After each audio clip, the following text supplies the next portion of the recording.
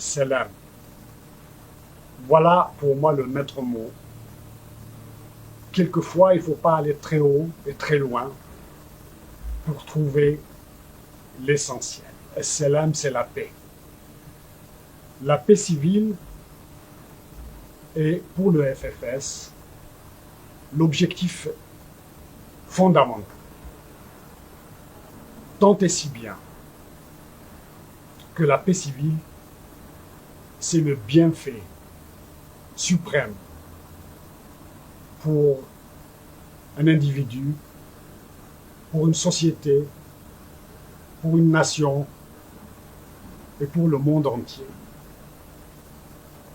Je crois que c'est banal de dire qu'un individu ne peut se développer librement que dans la tranquillité, dans la sécurité. De même, un pays ne peut s'épanouir, ne peut atteindre les sommets que si d'abord et avant tout lui sont garantis ces biens suprêmes que donne la paix civile. La paix civile, c'est aussi, c'est surtout les conditions qui permettent de la réaliser, de l'approfondir et de la consolider. Car il ne s'agit pas de paix des cimetières, il ne s'agit pas de la paix du goulag. Nous n'entrevoyons pas la paix de la torture. Nous voulons une paix qui ne comporte pas de crise, qui ne comporte pas d'affrontements entre citoyens, entre clans, bien sûr, mais une paix qui puisse véritablement durer. Or, un quart de siècle de gestion nous ont quand même permis de nous rendre compte que la paix est indissociable de la citoyenneté, c'est-à-dire de la possibilité pour les hommes et les femmes de l'Algérie d'exercer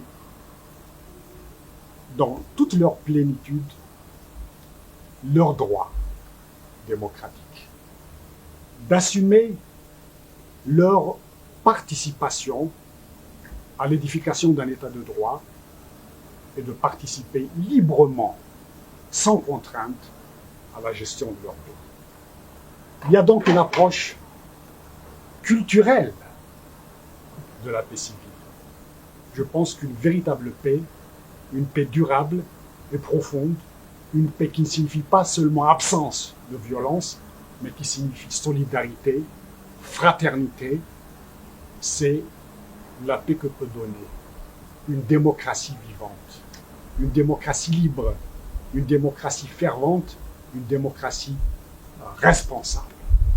Je crois que s'il y a une chose dont je suis fier, sans jouer au triomphalisme, et sans oublier que dans les crises du passé, quelque part, on est tous un peu responsables. Mais je dois dire qu'à la veille de l'indépendance, j'ai tout fait. Je me suis démené comme un diable pour qu'il n'y ait pas crise interne au sein des appareils du FLN et de l'AMN. Je crois que toutes mes interventions au sein des organismes dirigeants, de même que mon action individuelle, est allée dans le sens qui me paraissait absolument incontournable et élémentaire aussi, et fondamental, à savoir éviter qu'une crise s'installe. Une crise qui n'aurait pas manqué de déboucher sur des affrontements fratricides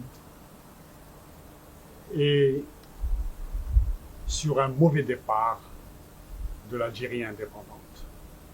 C'est dire qu'il ne suffit pas de proclamer la paix civile comme principe, de crier un slogan pour que ce slogan se réalise, pour que cette paix se réalise. La condition sine qua non pour éviter le déraillement de la révolution algérienne en 1962, c'était de maintenir l'unité au sein de l'ALN, au sein du FLN et au sein de la population algérienne dont la lutte, je dirais, a triomphé à la limite, malgré l'insuffisance, quelquefois l'incompétence et surtout la division de ses dirigeants. Il fallait donc maintenir cette unité, ce à quoi je m'étais attelé. J'avais refusé qu'il y ait un congrès du FLN ou toute autre réunion importante, décisive concernant l'avenir de l'Algérie avant que nous soyons rentrés en Algérie même. Il ne fallait pas aller à Tripoli parce que je pressentais que le congrès de Tripoli allait devenir non pas un congrès positif qui allait préparer l'Algérie à affronter la phase de la construction, mais plutôt un aéropage où les clans et les individus se livreraient au jeu sans gloire des luttes de pouvoir. J'avais tout fait pour qu'il n'y ait pas cette réunion à Tripoli. C'était pour éviter la division que je me suis rallié au sein du GPRA, le gouvernement provisoire de la République algérienne. La crise a eu lieu. Je pense que on n'a pas su mesurer la gravité d'un affrontement, les conséquences psychologiques d'une guerre fratricide. Et on n'a pas su éviter ce qu'il est convenu d'appeler la crise de l'été 1962. Il y a eu affrontement, du sang a coulé entre Algériens et cela a provoqué un véritable séisme de désespoir et de désorientation du peuple algérien. Je ne vais pas m'attarder sur un aspect historique dont je suppose peut-être que les jeunes Algériens et Algériennes qui constituent à l'heure actuelle plus de 60% de la population, je dirais peut-être plus de 75% si on donne comme limite d'âge 30 ans, je suppose qu'ils ne désirent pas que l'on revienne sur le passé, la crise de 62. Je voulais tout simplement leur livrer une information. Je ne suis pas venu faire de la propagande. Je ne veux pas vendre une salade partisane. Je viens simplement, j'essaye d'informer mes compatriotes. Et je pense que certaines informations historiques leur sont nécessaires. Elles le sont en tout cas pour moi, parce que j'ai maintenu le cap. Je suis resté fidèle, je pense, à ce principe de la paix civile.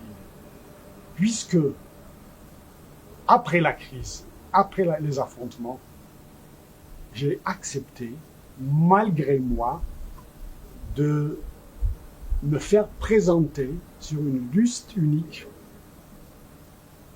aux élections devant élire une assemblée nationale constituante. Et ce n'est pas de ma faute si j'ai été élu, en quelque sorte, député à l'Assemblée nationale constituante.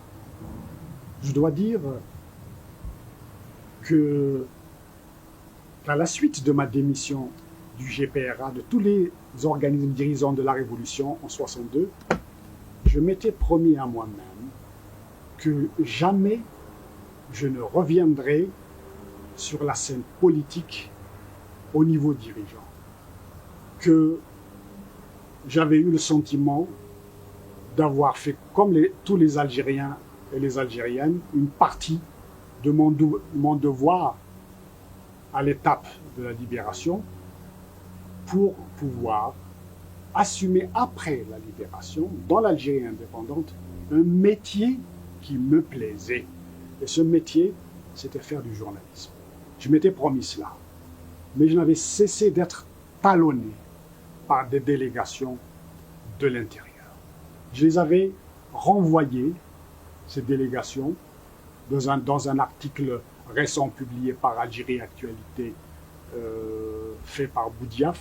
Celui-ci a rappelé que j'avais refusé d'être membre du bureau politique, que j'avais refusé de rejoindre la direction pour les raisons que je vous ai dites, parce que en démissionnant, j'avais voulu donner l'exemple pour le retrait de tous les dirigeants.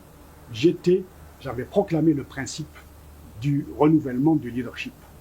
J'avais même écrit dans un article paru dans Guerre et après-guerre, publié par les éditions de Minuit, écrit ceci, que le véritable New Deal de la révolution algérienne, c'était le renouvellement du leadership. Je m'étais donc retiré dans ce but-là, et je voulais être conséquent. Mais lorsque on m'a pressenti, on m'a talonné pour être membre de l'Assemblée nationale constituante, on a évidemment fait valoir le fait que c'était peut-être là une chance pour l'Algérie de sortir de la crise, d'amorcer un débat politique et surtout d'aller dans le sens de l'établissement d'un état de droit. Eh bien, j'ai accepté d'aller à cette assemblée uniquement parce que je ne voulais pas que l'Algérie reste et s'enlise et s'englue dans la guerre civile.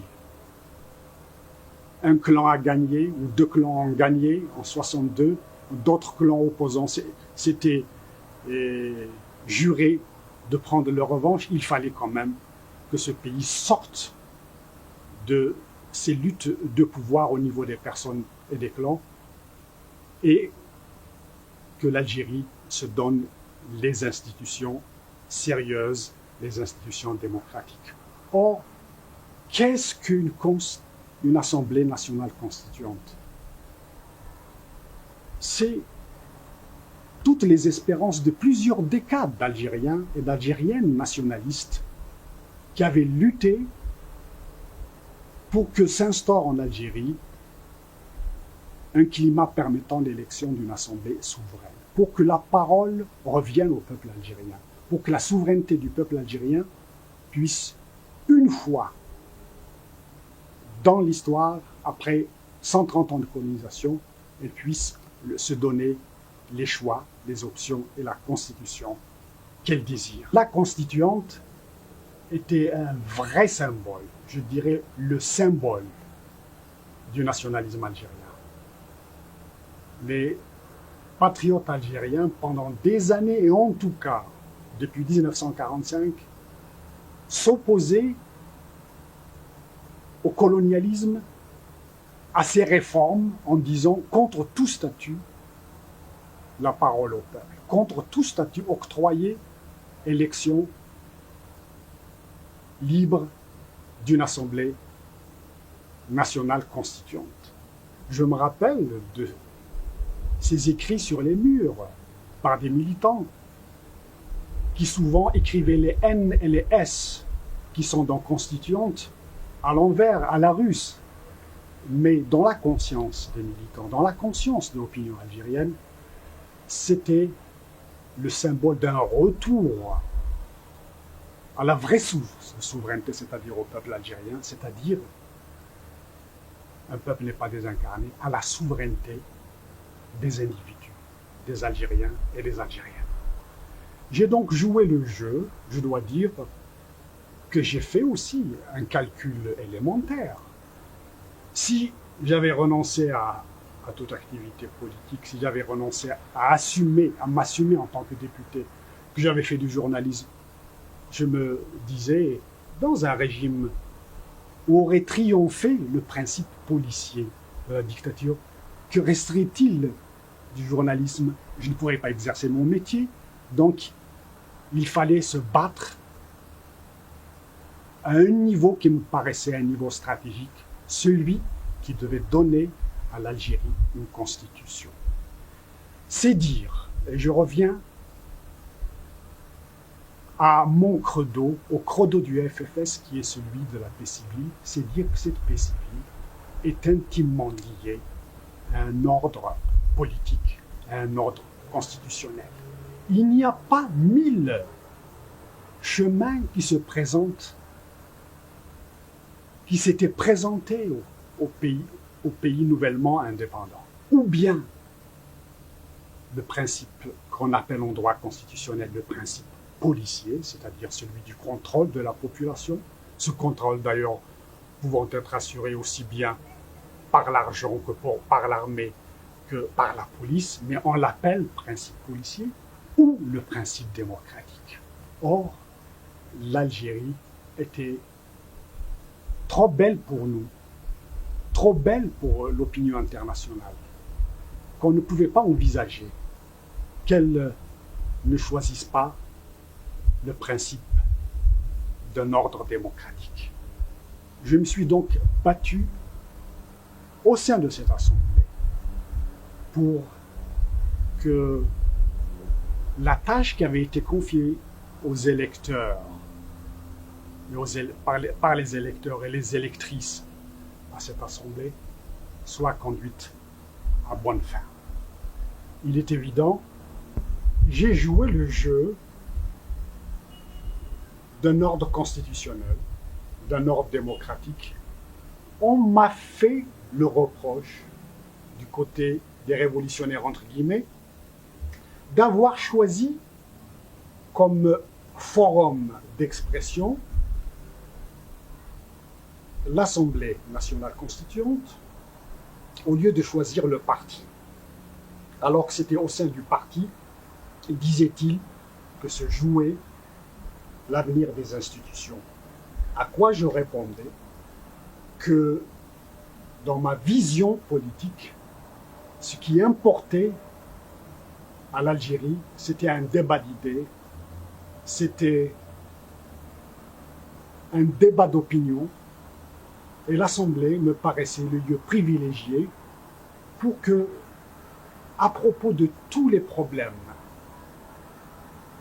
qui se posaient à l'Algérie indépendante, on puisse associer le peuple algérien. Encore fallait-il qu'il y ait décantation déjà au niveau de l'Assemblée.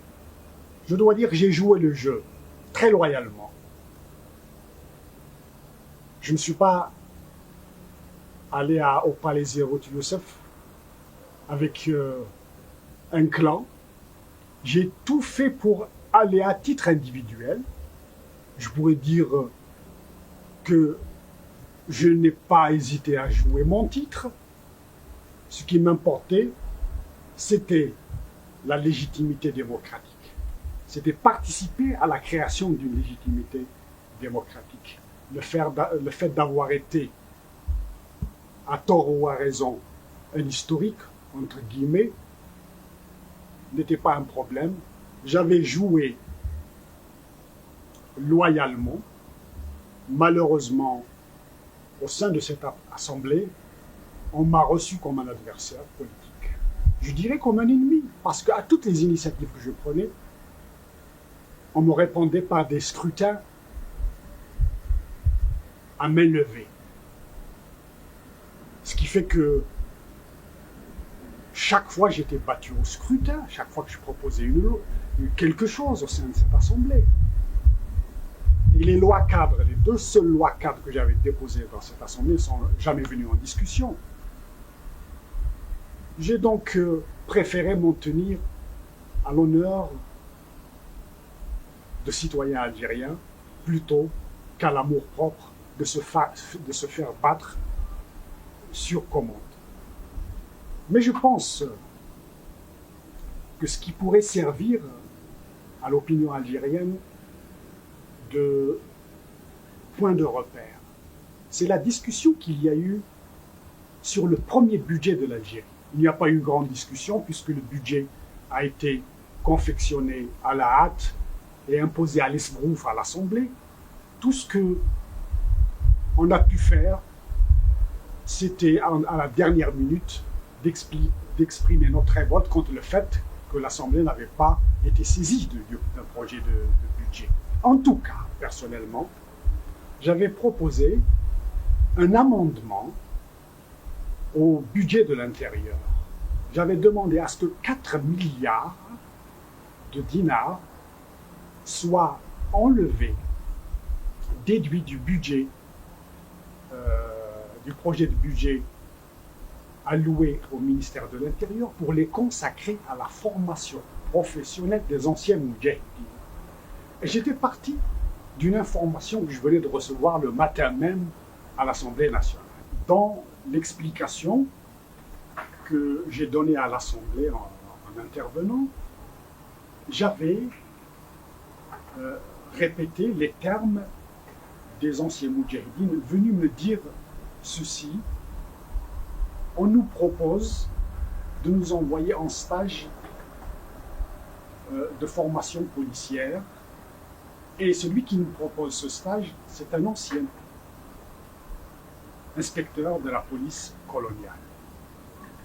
Je leur ai cité ce fait, mais pour en arriver à dire ceci, que tout compte fait, ces 4 milliards devraient être consacrés à donner une formation professionnelle aux anciens moudjahidines, à ceux d'entre eux qui voudraient être des citoyens actifs, qui choisissent, en plus d'avoir accompli leur devoir au cours de la libération, donner l'exemple qu'ils veulent un métier, qu'ils veulent être productifs, qu'ils s'inscrivent dans la perspective du développement de leur pays. En disant, tout compte fait, qu'un métier qu'ils apprennent d'une manière compétente leur rendrait plus d'honneur qu'une responsabilité politique, par exemple, à laquelle ils n'avaient pas été préparés et dont l'exécution pourrait se retourner contre eux, faute de compétences ou faute d'apprentissage. Là-dessus, sur cet amendement, évidemment, j'ai été mis en minorité après l'intervention de Boumedienne qui dit, bien sûr, nous savons la nécessité d'un développement économique, mais d'abord et avant tout la sécurité. J'ai dit, je suis tout à fait d'accord. J'ai eu la possibilité de répondre à Boumedienne en disant, d'accord pour la sécurité, d'accord pour l'ordre, mais quel ordre? Où vous choisissez l'ordre policier? Et à ce moment-là, aussi longtemps que vous mettez des policiers, il vous faudra des policiers. Le recrutement appelle d'autres recrutements. Si le but est de contrôler la population, vous n'aurez jamais assez de recruter des policiers. Mais si au contraire, l'ordre se fonde sur la confiance des masses par rapport à l'autorité, sur le rétablissement de liens de fraternité entre les Algériens, à ce moment-là, le problème qui se pose, le problème de l'ordre se pose autrement. C'est celui de la participation des Algériens et des Algériennes à l'édification de leur pays. C'était, à mon avis, un point de repère intéressant qui pouvait montrer qu'il y avait deux conceptions de l'ordre, de la paix civile, celle qui veut tout régenter, tenir les gens tranquilles, les contrôler, contrôler leur expression, contrôler leur opinion, voire contrôler leurs pensées, c'est-à-dire un ordre à la limite et à plus ou moins long terme totalitaire, ou alors un ordre démocratique qui se fonde sur le respect des individus, sur leur participation et sur l'adhésion normale et profonde des citoyens à leur État. Malgré les conditions discutables de l'élection de l'Assemblée nationale, il faut dire que nous avions en 1963 la chance et la possibilité de doter notre pays d'une constitution qui aurait été la constitution de tout le peuple algérien. Je dirais que l'unité du peuple algérien, pouvait se faire autour de cette constitution. Et qu'est-ce qu'un État de droit, sinon le fait qu'une constitution soit soutenue par tous les citoyens et citoyennes. Cette constitution n'était pas seulement le symbole, l'incarnation ou la concrétisation de plusieurs décades de lutte politique, elle pouvait également représenter des espérances sociales. Grâce à un État de droit, on pouvait éviter que des Algériens soient exclus socialement. On pouvait éviter que les options économiques soient prises au bénéfice d'une catégorie sociale. La liberté de la presse aurait pu empêcher que des erreurs se commettent ou qu'on persévère dans des erreurs. Malheureusement, cette chance a été compromise. L'Algérie s'est vue imposer une constitution. Et aujourd'hui, que se pose? Heureusement, le problème d'une ouverture politique en vue de créer en Algérie un État de droit, de permettre la libre expression, la libre organisation des Algériens et des Algériennes, le problème de la paix civile revient comme un véritable credo. Il faut que la paix civile soit maintenue. Il ne suffit pas, et je le répète comme je l'ai dit tout à l'heure, de crier paix civile. Il faut en réaliser les conditions. Car, qu'est-ce qu'une paix civile si la crise alimentaire, la crise économique frappe toujours les mêmes catégories sociales qui sont de plus en plus nombreuses? Qu'est-ce que une paix civile où des Algériens et des Algériennes qui parlent une autre langue, la leur, mais pas la langue reconnue, se sont exclus? La condition sine qua non pour que tous les Algériens et les Algériennes se sentent partie prenante d'un projet politique, c'est d'abord qu'ils ne se sentent pas exclus. Plus les Algériens se sentent respectés dans leur personnalité, dans leurs opinions, dans leur volonté de participation, plus grande sera leur adhésion à ce projet politique. Je dis donc que le Front des forces socialistes aura pour préoccupation majeure d'éviter la violence, de dénoncer toute espèce de recours à la violence pour résoudre les problèmes politiques. Je pense que ceux d'entre nos compatriotes qui sont attentifs aux moindres signes de tolérance et de respect ont dû remarquer que lors de la conférence de Londres entre Ben Bella et moi, où nous avons fait une déclaration réclamant des institutions démocratiques, j'ai dû apporter une mise au point à un propos de Ben Bella qui rejetait la violence sur les autorités. Je ne conteste pas ici son argumentation, mais j'ai tenu à dire, pour ma part, que la conférence était une déclaration de paix en Algérie. Et que pour nous retrouver, pour qu'il y ait des débats, pour qu'il y ait possibilité de retrouver des conditions minima pour un pluripartisme, pour un pluralisme culturel, pour un pluralisme linguistique, il fallait un minimum de tolérance. Je pense que la paix civile exige que nos problèmes, tous nos problèmes, soient débattus avec tranquillité et sans tabou. C'est dans cette volonté que le Front des forces socialistes s'engage. Il a un passé d'un quart de siècle de lutte pour la démocratie, et ce n'est pas aujourd'hui qu'il va déserter ses responsabilités. Il entend apporter tout son poids pour la réussite et l'approfondissement de l'ouverture. La paix civile, fondée sur un ordre policier, sur la dictature, lancée où elle a mené. Ce n'est pas mon propos aujourd'hui de faire le bilan d'un quart de siècle d'une gestion antidémocratique.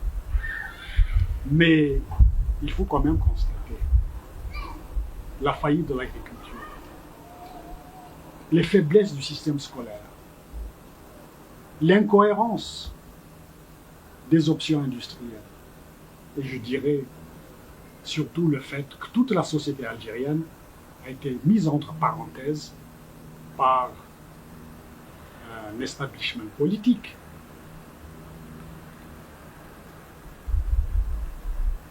Le maintien et le renforcement de la paix civile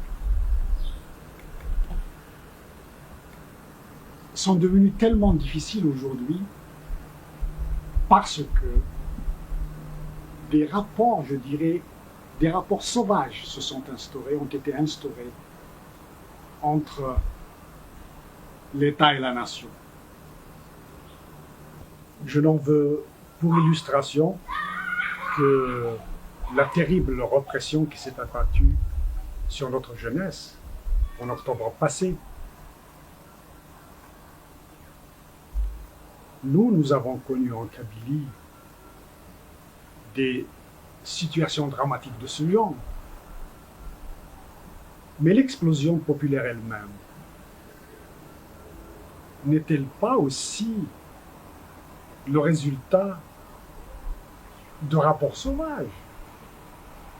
Des Algériens ont des franchises politiques, ont des privilèges, c'est les Algériens du premier collège, et de l'autre côté, tout le deuxième collège, c'est-à-dire le peuple algérien, qui est dénué et privé de droits politiques. Des Algériens qui manquent d'eau et d'autres qui se remplissent les piscines. Des Algériens au chômage, une population aux prises avec des problèmes sociaux dont on ne s'est jamais préoccupé, et puis une nomenclatura qui n'avait pour souci que d'augmenter ses richesses. Je pense que l'injustice sociale, les injustices sociales sont des facteurs de déstabilisation et hostiles à la paix civile. Donc nous pensons qu'aujourd'hui, l'ouverture démocratique doit être l'affaire de tous les Algériens et de tous les Algériens. Il faut que nous arrivions à remonter la phase de démobilisation, de dépolitisation qui a frappé notre jeunesse. S'il y a eu des émeutes en octobre passé, c'est parce que notre jeunesse a été coupée de son patrimoine de lutte politique. C'est parce qu'on n'a pas permis à cette jeunesse de faire un apprentissage démocratique. Je pense que la dépolitisation, qui était le corollaire, je dirais, le support du contrôle policier, est une machine de guerre contre le patriotisme, contre le civisme des citoyens et des citoyennes. Lutter donc pour la paix civile, c'est aussi, par conséquent, lutter pour le succès de l'ouverture démocratique. Il faut d'abord nous mettre d'accord sur une chose. l'explosion populaire d'octobre dernier et l'extraordinaire sursaut de notre jeunesse, de notre peuple, exprime une volonté, une véritable volonté de changement. Il ne s'agit pas donc de changer un clan au pouvoir par un autre clan, une personne par une autre personne, mais d'aller vers un véritable ordre constitutionnel, un état de droit et un état de justice où il n'y aura pas de laisser-pour-compte sur le plan économique et social, sur le plan culturel. C'est dire que si nous avons applaudi aux réformes votées par référendum, si nous avons applaudi à toutes les mesures qui vont dans le sens du pluralisme, dans le sens d'une liberté de la presse plus grande, il reste que toutes les carences, tous les retards enregistrés dans la mise en application des réformes proposées témoignent d'une carence fondamentale. Le fait que la transition ne soit pas confiée à une administration neutre, à des personnes qui sont connues pour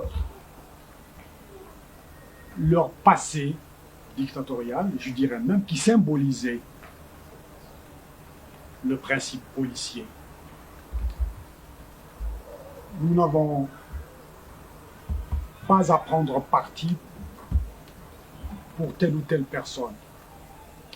Mais si les accusations portées contre Merba, Premier ministre, concernant le fait d'avoir retardé et perverti le processus démocratique s'avérait exact, cela ne nous étonnerait pas. Parce que, effectivement, cette personne n'était pas indiquée, vu son passage à la tête de la sécurité militaire, pour représenter des espoirs de toute une jeunesse, de tout un peuple qui a soif de s'exprimer, qui en a assez de l'arbitraire et des mésaventures policières. Je pense que nous avons payé le prix de ces mésaventures. Ali Messili, dont tout le monde connaissait les professions de foi démocratique, le patriotisme et la volonté pacifique de participer à une Algérie démocratique, Ali Messili a été tué à la veille de l'ouverture de ce processus. C'est donc pas nouveau pour nous de voir des gestes qui contredisent des professions de foi. Tout se passe comme si, après l'assassinat d'Ali, dont tout le monde sait maintenant après la parution de mon livre, l'affaire Messili, qu'elle a été exécutée par la sécurité militaire, tout le monde pense qu'un régime démocratique, moins que tout autre, a le droit de dépénaliser un assassinat. Je voulais simplement, par cette référence à un ami qui m'est cher, rappeler que probablement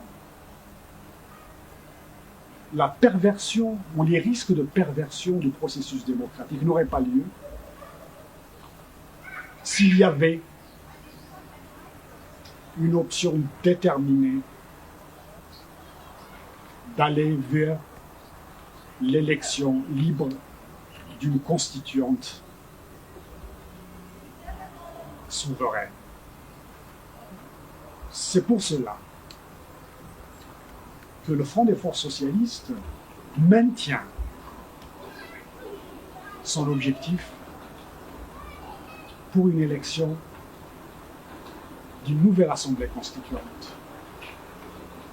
L'échec de la mission de la première assemblée constituante nous fait un devoir beaucoup plus grand,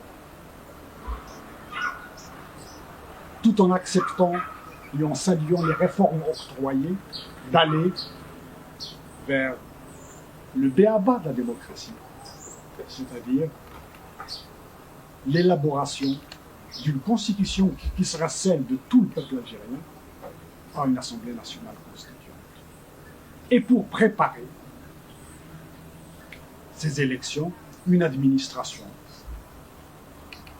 loyale qui jouerait le jeu démocratique, c'est-à-dire qui ne chercherait pas, comme cela semble tout à fait le cas, à faire du FLN, non pas, non plus, le monopole politique en Algérie, mais la force hégémonique autour de laquelle graviteraient quelques groupuscules, à l'image de ces groupuscules paysans dans les pays de l'Est. Le FFS est conscient, à cette étape-ci décisive de notre pays, que c'est dans la mesure où on permet aux mouvements politiques de s'organiser librement, de devenir des interlocuteurs sociaux représentatifs, que nous pouvons sortir de la crise. Je pense que le petit jeu de la division, le petit jeu de la manipulation auquel se livrent, j'imagine, quelques notables policiers ou non contre le FFS, ne va pas très loin. Il s'inscrit en faux contre la volonté par ailleurs proclamée d'aller de l'avant dans le sens de redonner au peuple algérien sa souveraineté pleine et entière. On m'a fait grief d'avoir sorti un livre, l'affaire Messigny, sur les conditions qui ont vu la disparition d'un cadre important de la Révolution, d'un cadre qui aurait pu être décisif dans cette phase de transition de la dictature à la démocratie. Mais qu'est-ce que la démocratie? Qu'est-ce que pour nous, pour les Algériens, l'ouverture, elle est irréductible au multipartisme. Il ne suffit pas de créer un parti pour être des démocrates. On a vu autant de Farouk sévir de multiples partis politiques. C'est aussi la justice. Que je sache, un référendum a fait passer la séparation des pouvoirs et a insisté sur l'importance de l'autonomie du pouvoir judiciaire. Je m'inscris donc dans cette perspective du respect du pouvoir judiciaire. Je demande justice pour un homme qui s'est battu pour les mêmes idées, pour les mêmes idéaux qu'une partie du pouvoir semble vouloir faire triompher dans notre pays. Je pense que l'affaire Messigny fait partie de toutes ces affaires qui montrent que certains conservateurs qui conservent, entre guillemets, les droits acquis de la Révolution, fermez les guillemets, certains conservateurs qui ne veulent pas d'un changement continueront à perturber ce processus s'il n'y a pas une administration honnête et neutre, susceptible de préparer un climat et des institutions capables de préparer l'élection d'une Assemblée nationale constituante. Tels sont, chers compatriotes, les quelques mots que je désirais vous communiquer. J'espère que j'aurai bientôt l'occasion d'échanger avec vous des opinions. J'espère que j'aurai l'occasion de revenir sur certaines phases historiques avec la participation de mes adversaires. J'espère surtout que nous aurons l'occasion d'aborder ensemble les problèmes de l'édification, du développement de l'Algérie. Car le pluralisme politique n'est pas un but en soi. Le but, ce n'est pas de se diviser en familles politiques différentes, en clans différents. Il faut qu'une démocratie puisse être instrumentalisée par des mouvements sérieux, responsables et nationaux, cela va sans dire. Mais ce qu'il ne faut pas jamais perdre de vue, c'est que le but, c'est la mobilisation des énergies pour résoudre les problèmes qui affectent notre société. C'est le problème du chômage, c'est le problème sanitaire, c'est les problèmes du logement, qui sont des problèmes terribles dont les retombées sociologiques ne finissent pas d'hypothéquer la vie de nos compatriotes. Un autre développement avec la démocratie va s'offrir aux Algériens. Il faut que tous et toutes puissent être partie prenante. C'est dans cette perspective de discussion avec vous, d'échange d'idées, de colloques avec les divers mouvements politiques que j'inscris mon retour, car n'oubliez pas que j'ai envie de retourner dans mon pays. J'ai quitté mon pays depuis 1951, fin 51. J'y suis retourné pour une année ou deux. Pratiquement, je n'ai pas vécu une vie normale dans mon pays. En 1945, j'ai eu le suprême bonheur d'être un des premiers maquisards avec l'équipe de lycéens de Benakloun. Mais je n'ai pas vécu une vie normale jusqu'à 51. Alors, mon désir, c'est de retourner dans mon pays pour le servir de nouveau. Je ne viens pas en historique, je viens en militant. Il y a un proverbe arabe qui dit الفارس من راكب اليوم تستقبلي تدنيني امناي دوين ينزل الناس ينزل ان شاء الله. Je retourne dans cette perspective de participer à l'organisation démocratique du FFS à l'échelle nationale. J'espère que le système policier n'existera plus dans notre pays et que nous n'aurons pas à subir les infiltrations, les manipulations qui n'iront pas très loin, qui ne peuvent qu'occasionner des désordres au lieu de responsabiliser les hommes et les partis politiques. Je rentre dans mon pays, mais je rentre aussi. Il faut vous mettre un peu dans mon état d'esprit. Dans un pays où Abdelmalek Amalou, l'assassin de Messili et ses commanditaires, circulent librement. C'est un problème que je ne peux évacuer dans ma conscience. Il appartient aux autorités de réfléchir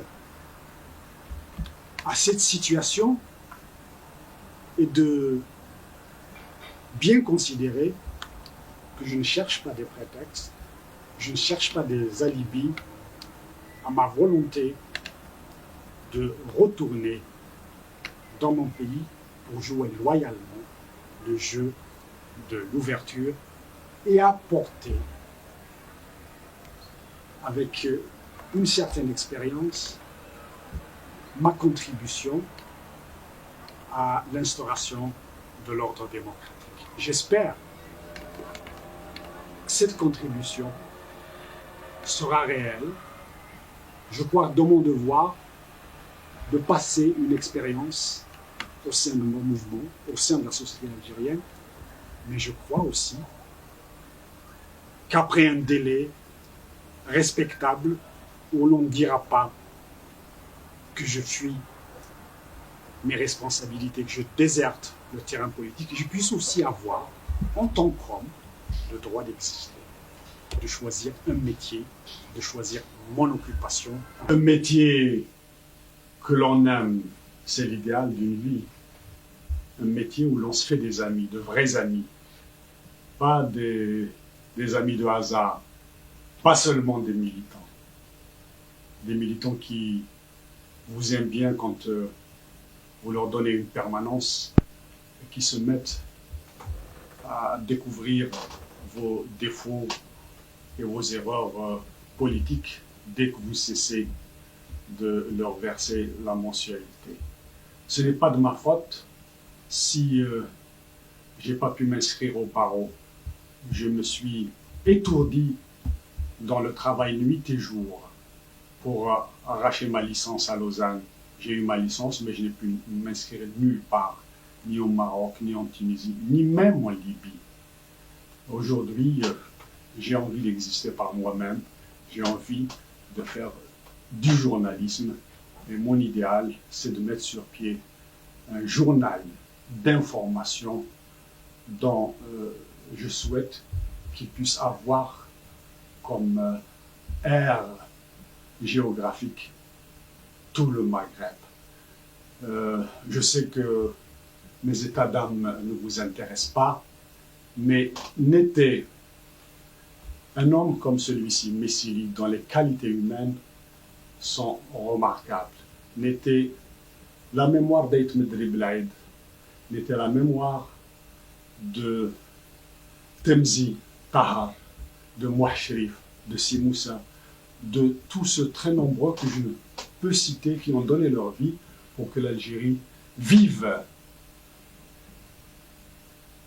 et continue à être aimée dans le monde, à rayonner dans le monde par son exemple démocratique. N'était cela, eh bien, il y a longtemps depuis que j'ai décidé de rempiler et de ne plus faire de politique à l'échelon du leadership, tout au moins. Et qu'est-ce que vous voulez, quand je vois des hommes, des jeunes comme Saïd, qui auraient pu être à l'Aïmèche, faire des erreurs stratégiques monumentales sur le plan du rôle de la Kabylie, cette région d'Algérie, dans le cadre de la démocratisation de l'Algérie, de tout le pays. Quand je pense que j'aurai à combattre des jeunes qui ne sont pas renseignés sur mes positions, qui simplement suivent un homme, qui n'ont aucune raison d'être en différence par rapport au programme politique, culturel du FFS. Quand je pense qu'on me crée des difficultés avec des gens qui étaient mes amis les plus proches. Alors, qu'est-ce qu'il reste à faire? Je pense qu'il faut vraiment être un mordu de la politique, un drogué de la politique pour continuer à se battre avec ses propres amis. Voilà. Il reste que mon devoir est d'amener le FFS à s'organiser d'une manière démocratique, à avoir un congrès où tous ceux qui ont fait son honneur, sa gloire, les anciens maquisards, aient leur place, une place active et sérieuse, où toutes les générations et les couches sociales, notamment les travailleurs, les femmes qui sont laissées pour compte, puissent également avoir leur participation. C'est cela mon but, donner l'exemple d'un congrès transparent. Mais un congrès qui ne soit pas truqué, comme tous les congrès du FLN. J'ai trop vécu la crise intérieure du FLN et les crises successives qui ont débouché sur de faux congrès pour ne pas faire attention et ne pas s'engager dans des réunions de pouvoir dont le seul but, c'est de faire monter X ou Y. Or, toutes ces histoires de conseil national, etc., ne sont que l'expression d'une volonté de puissance, d'un amour du pouvoir qui me sidère et qui se manifeste non seulement au niveau des appareils de gestion politique, mais aussi de la société. Donc mon but, c'est d'amener le FFS d'une manière collective, en organisant d'abord les sections, en permettant aux militants d'élire le responsable, d'élaborer un programme, des débuts de programme, des projets de programme, pour qu'au FFS, au congrès du FFS, on puisse présenter au peuple algérien un projet politique sérieux. Voilà, à partir de là, je crois, je pourrais dire que ma mission à ce niveau-là, au niveau de mouvement, est terminée. Il faut, en tout cas, se mettre dans la tête que nous n'avons jamais renoncé à nos revendications culturelles. Pour nous, la culture de l'Algérie, c'est l'islam. L'islam qui est une religion de générosité et de tolérance. L'islam en tant que civilisation. L'islam en tant que référence de dignité personnelle et de véritable solidarité. Je crois indispensable de dire que nous n'avons pas le droit de mêler la religion à ce qu'il y a de profane, de l'impliquer dans la politique qui est une affaire de gestion pure et simple.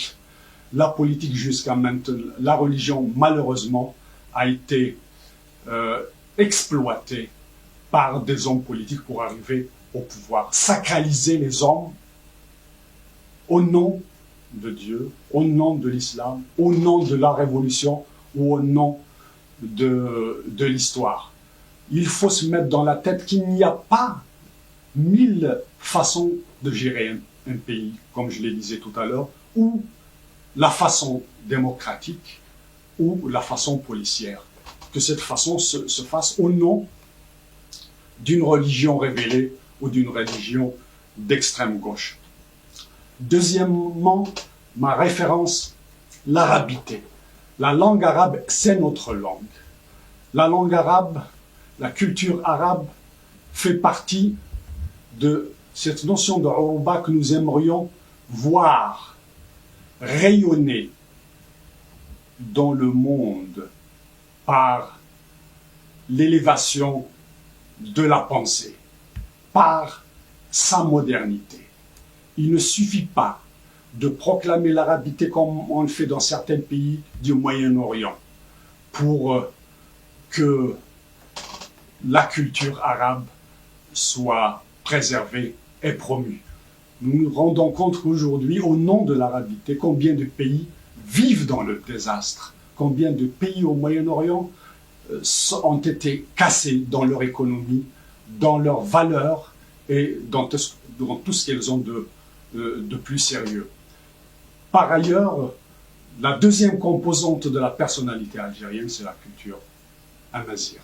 Je pense qu'aujourd'hui, notre devoir, ce n'est pas de remettre sous le boisseau cette revendication qui me semble plus que millénaire.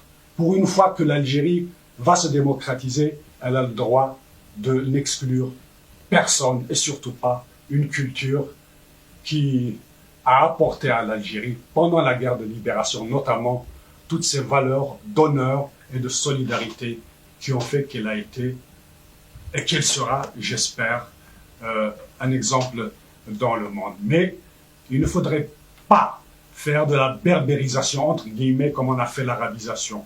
Il nous faut des programmes sérieux qui montrent que nous voulons élever le niveau des intelligences et des consciences et non pas les abaisser. Nous ne devons pas faire des erreurs dans la programmation de cette culture. Il faut au contraire qu'elle apparaisse, qu'elle s'inscrive dans la perspective de cette nouvelle Algérie que tous les enfants de l'Algérie doivent construire. لهنا والسلام هما الشرطان الأساسان باش نبنيو الجزائر الجديدة، والشرط الأساسي باش نسترجعوا الأخوة ونسترجعوا القيم الثورية اللي رفعت بلادنا في الرأي العام العالمي وخلدتها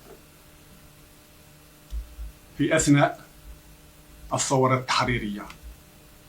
ده واجب على كل واحد منا باش يدعي للسلام ويدعي للأخوة.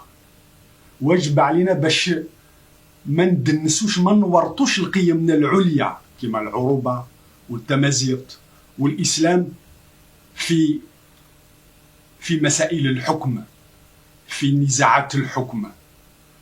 يظهر لي بلي الجزائريين كلهم يعرفوا معنى التضامن والأخوة، يعرفوا بلي الإسلام موش إكراه، لا إكراه في الدين.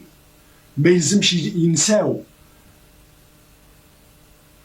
الدعوة اللي يدعينا القرآن الكريم، الإخوة المسلم للمسلم كالبنيان المرصوص يشد بعضهم بعضا. مع الأسف في كثير من الدول الإسلامية راه نسينا هذا الأساس، نسينا السلام ونسينا الأخوة ورجعنا نتقاتلوا بعضنا بعض. يلزم الجزائر كما كانت قدوة، كما كانت مثال في الحرب التحريرية، ترجع مثال في استتباب السلام باش نبنيو كلنا هذا البلاد باليقظة وبالإرادة القوية، باش نشاركوا في التشييد وبناء الجزائر، تشييد ديمقراطي وبناء. يجب على الجزائريين والجزائريات يخرجوا بلادهم من الأزمة، من أزمات الحكم، باش يرفعوا بلادهم. واجب عليا نعطيكم نصيب من التجارب اللي فت عليها، والدرس اللي تعلمته هو ان ما كانش حكم اسلامي وحكم عربي او حكم امازيغي او حكم شرقي او حكم غربي، كان حكم ديمقراطي وكان حكم بوليسي. مثل ما كانش كيمياء فرنساويه وكيمياء غربيه وكيمياء شرقيه، فيزياء شرقيه وفيزياء غربيه، كان علوم. وعلم التسيير هو علم بنفسه. ما نساوش باللي في عهد ستالين خرج واحد اسمه ليسانكو. اللي قال بلي كاين علم بروليتاري تاع العمال وعلم برجوازي. النتيجة هو أن العلم اللي بناو به القنبلة الذرية ماهوش علم بروليتاري، علم غربي. وفي نفس الوقت الاختراعات اللي كان ليسنكو تكلم عليها في ميدان الفلاحة أسفرت عن فشل كبير كما نلاحظوا الآن يعني في الاتحاد السوفيتي. وصلهم الإخفاق في الفلاحة للدرجة اللي راهم يطلبوا من أمريكا باش تعينهم يغذيوا الشعب نتاعهم. الشاعر المصري: ارفعوا دولتكم على العلم والأخلاق، فالعلم وحده ليس يجدي. العلم أولا والأخلاق أساسا. لازم الأخلاق قيمنا الدينية وقيمنا الوطنية تجيبنا أكثر وما تنقصناش في الإرادة الديمقراطية. لازم نطبقوا هذا العلم الديمقراطي في التسيير، وفي نفس الوقت نستعملوا نقويوا القيم نتاعنا القومية المغربية باش نوريو للعالم وخصوصا للشرق العربي اللي هو في حاجة إلى مثل ديمقراطي ناجح، نوريو لهم أن يمكن نسيروا بلادنا بطريقة متمدنة بدون ما نبذوا القيم الأساسية نتاعنا. أيث مثلا يستمع أزول في اللون. السلام عليكم. ديك ربما ساقا نمزر الرباو الربا وين تتشا الغربة السلام هادي شمال مورثيس، هادي يزور يزكوانيس، هادي يزور الحبابيس، وهادي يخدم الواجبيس. كي الواجبيو نكمل ان شاء الله الحركة كان نبدا دي 63 ننوغا افيسغ تمورثنا ذوك لي كركازم ننوغ باش هاد نسوكس ثمورثنا ذي الحكم شرطوح وتنسدد اف المند بوغادي استشهدن اما ذي ثورة اما من بعد الثورة من نعنا نخدم الحركة يقلنا وقمنا غادي خصمن كوني نبغى كان أتسرف التمورثنا أتنبنو نبغى الجزائر أما كنت لا الجزائر نير كلي أرثي لي غاساكين الجزائر الجزائريين نير كلي هي ثما نرسع باش عاونيني ذا جديد الساكين سمية ظلي أتزرى مرسع باش يبدلن ذي العقلية لا يوث يمكن تبدل أو نديني عقلي 63 سنة ديال عمري إلا أجبد غيماني ذي الحرمة ذي السر أجبد غيماني ما سمي ولا أزتشلا أفاقي ذا ريسيرن الحركة يقلنا ذرا الخلافات ديبانان لاش غادي تزرع مير كلي أي دفن العيوب أما قل مزيان أما قمدوكال ويزري بنادم ما نسارا يتسهل أنبوه يفارا يتسهل كتفرض يزيك ديال ربي تفرض قرقاز دقا ذي العقال كوني دي زوارن نبغى نخدم لا ديمقراسي في مورثنا نكوني يقنحافن نكوني يكتسوثن شحال بواث مثلا يكستشهدنا فلاسن يعرفوا ربي لو كان ماشي ذوذ من السن لو كان ماشي ذوذ من علي مسيلي فلاس يعرفوا ربي نتمزي طاهر فلاس يعرفوا ربي نسي موسى موح شريف ذاك هذي وزمي غير أثني دينير فلاسن يعفو ربي تلاقى ذا شوي بين ذي تاقاران كينا ضروحات سناغا في الحكم ذي ثمور ثنا إيه لا عيوب باكو في يتعدى الجبهة إلا قران غالي ديك السن كونيا سلا فاس ذو واجد الواجب يوم كينيا إيه السا مرات وليم الأسقارن عليم سيلي ماشي زلاي سميتين غاندا شي دي قران إلا حيو مسلاي دي قران مرات ولي نكون ذي نقول نسرس ثلاثة زمامت باش نستعرف في الله يا ناس أتسزى ناس قارن وتستعرف على ثوي ذاك كاينش يروح يركز يروح للجماعة الناس نروح زار السي الحافظ باش هادي التسكية وكذا رئيس سنين أتسرس نتا زمان تسني قارو وشورنا عرفوا راسي قاد نكون إلا نقم قبل الراي غادي يسدد لو كونساي ناسيونال بروفيزوار يعني ذي يقوم في جماعة راه تيسدد النتا ماشي راه يسدد لو اف اف اس إيه ثورو أما كنقارن المثل تساويني مغارن زيك أم بوحمر كنقارن مقرقور الناس شادين الناس يكاو ثاقشتيو يوث الحاجة ونتيني أو نغراسيني سفرا أو نتني نهدو باش تزرم باللي الروح إلا نزيك الروح ونقبل راه الباطل ونقبل راه سروث ونقبل راه الكذب مازال ذوينا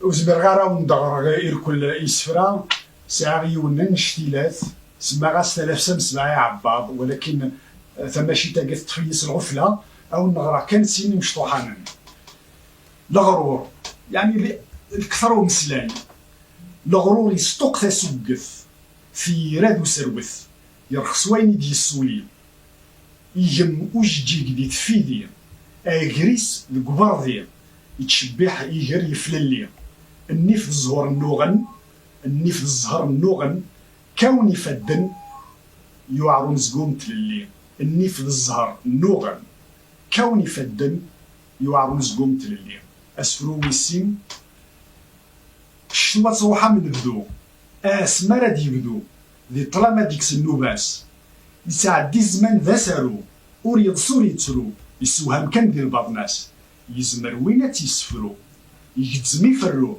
اركاز يبدنا في الساس يتشور ديال الحق يتفرو يرقم سافو دكوليس يرساتي لاس يدوني في بويواضو اي غراس يحكو يمي داخلي تشد في اللاس